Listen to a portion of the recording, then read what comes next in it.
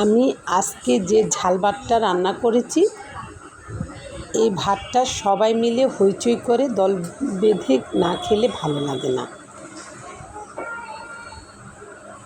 Hello, আসসালামু আলাইকুম। এই ভাতটা রান্না করার জন্য আমি সব কিছু গুছিয়ে নিচ্ছি। এই ভাতটার নাম হচ্ছে খুদে ভাত।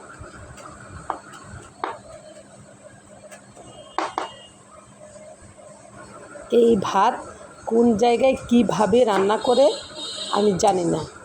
আজকে আমি রান্না করব নারায়ণগঞ্জের স্টাইলে। আর ভাত বলতে চালগুলি একদম ভাঙা ভাঙা থাকে, ছোট ছোট থাকে, যেটাকে সবাই খুদে চাল বলে। ওটা দিয়ে রান্না করতে হয় এই ভাতটা। প্রথমে আমি পানি মেপে বসিয়ে দিয়েছি।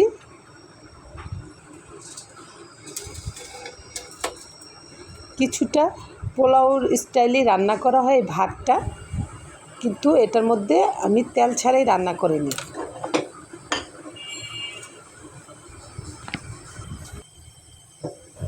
এই ভাতটা রান্না করার আগে আমি 10 মিনিট আগেই চালটা ভিজিয়ে রেখেছিলাম। আর পানি চালের 1.5 গুণ পরিমাণ পানি দিয়েছি। আর একে একে সব কিছু দিয়ে দিচ্ছি। বললাম না, এই ভাতটা একা খেলে ভালো লাগে না। পরিবারের বা বাড়ির সবাই মিলে যখন একসাথে বসে হইচই করে ভাতটা খাওয়া হয়, বিভিন্ন রকম ভর্তা সাজিয়ে আশেপাশে, তখন ঘরের ভিতরে একটা অন্যরকম পরিবেশের সৃষ্টি হয়, উৎসব মনে হয়। বিশেষ করে শুটকির ভর্তাটা এই ভাতের সাথে অসাধারণ লাগে। আর সাথে অন্য ভর্তা, বেগুন ভর্তা, আলু ভর্তা,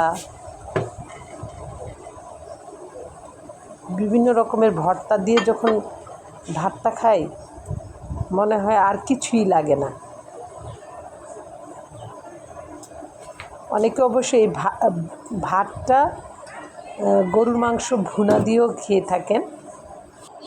যেমন আমার ঘরে আমার হাজব্যান্ড গরুর মাংস দিয়ে খেতে পছন্দ করেন। হয়ে গেছে আমার খুদের ভাত।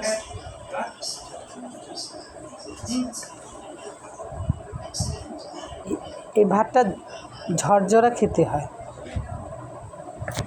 নেড়ে চেড়ে নিচ্ছি, আর গরম গরম খেয়ে নিতে হবে।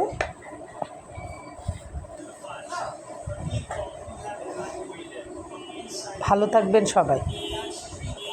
আল্লাহ হাফেজ।